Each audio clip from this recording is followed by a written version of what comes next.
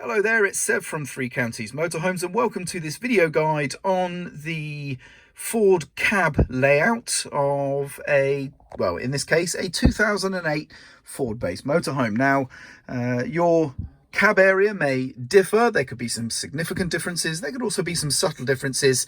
For example, I know that this mock walnut finish is not always standard, and for example there may be certain features that your vehicle does or doesn't have, but hopefully this will help familiarize you with your particular cab layout and the features that you'll find within.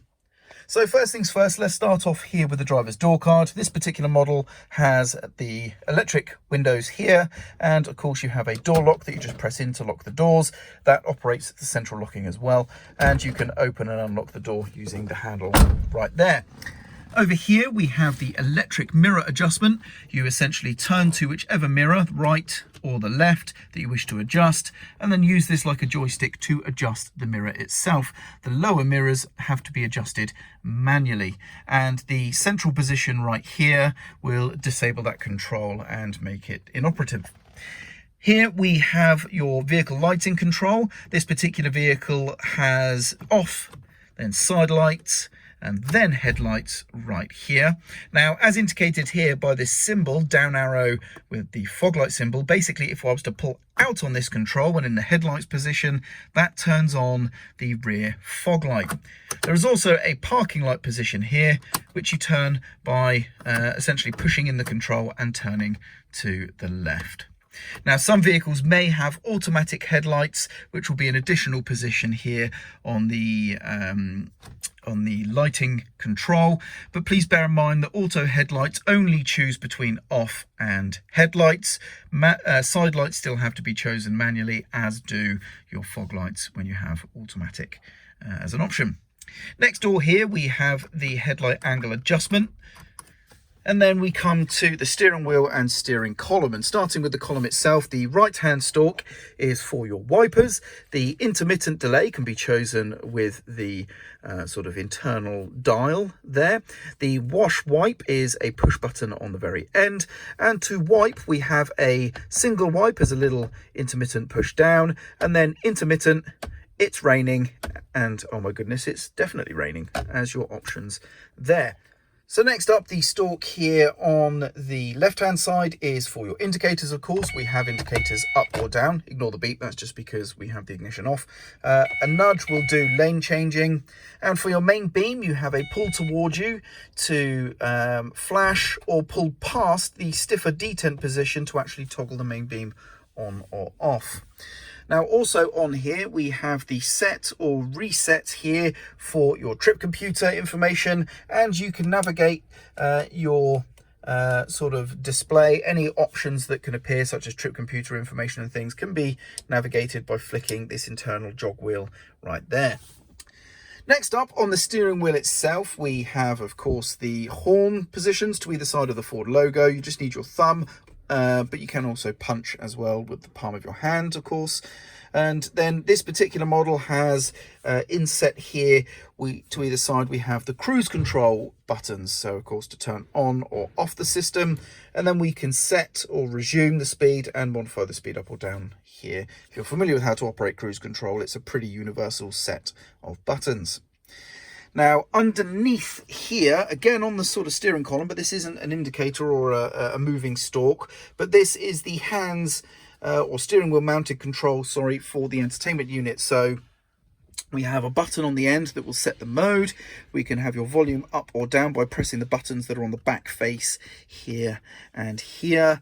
And if you move this little lever up or down, that's your seek backwards and forwards. So track forward or backwards, or station frequency up or down, essentially. Moving on to the dashboard area now, we have the entertainment unit in the center, which is pretty straightforward to use. It's nothing fancy, but it does all the basic functions that you would expect. We then have your ventilation controls just here. This particular model features air conditioning, which is enabled or disabled by pressing the control here in, and you will see this light illuminate green when the air conditioning is enabled. Now this is a little bit confusing because this is your air speed essentially, but we have a 0 position. Going this way you have 3 fan power settings for recirculated air, and this way you have 3 fan power settings for fresh air. So there's not a air recirculation switch or anything like that. You choose which way the dial goes to choose whether or not you're taking in fresh or recirculated air. But otherwise we still have fan position and fan temperature as normal. This is simply a slot. This is just handy for multi-storey car park tickets or anything like that. Not that you'll be going in multi-storey car parks, but any kind of slip of paper or chit can go in there quite happily and just sit there, so it's easy to grab. And then we do have here the hazard warning lights, which is relatively straightforward. Now, below that we have the gear stick. This particular model is a 6-speed manual with a typical H pattern setup. Reverse, though, is over to the left of first gear, but to activate reverse, we need to pull the collar up in order to access that gate. Next up, we have a little pull out here, which is not an ashtray, as indicated by the sticker there. This is just a handy storage compartment. The glove box is over here. It's not lockable. There is an additional little storage compartment here, as is there one above the driver's position as well. This particular one includes an additional 12-volt socket in this particular vehicle. The center area here is a handy little storage space, but also if we flick this over, we gain 2 cup holders and a small tray. Otherwise, we're pretty much looking at pretty standard vehicle things. Now, obviously, in this particular vehicle, as you can see, that's not a normal rear view mirror. This is a reversing camera monitor. We have the dome light controls here, sun visors. It is pretty standard at that point.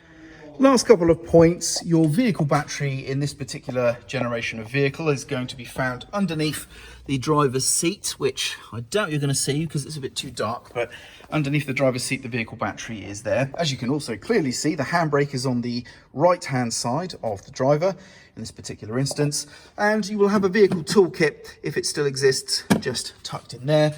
Sometimes that can be changed for another type of vehicle toolkit, or it could even be moved entirely, but oftentimes it's stored in there.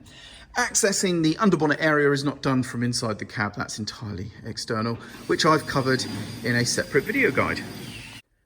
So there we go, that about wraps up the video for the cab layout of the 2008 generation Ford vehicle, and I hope that's been useful for you.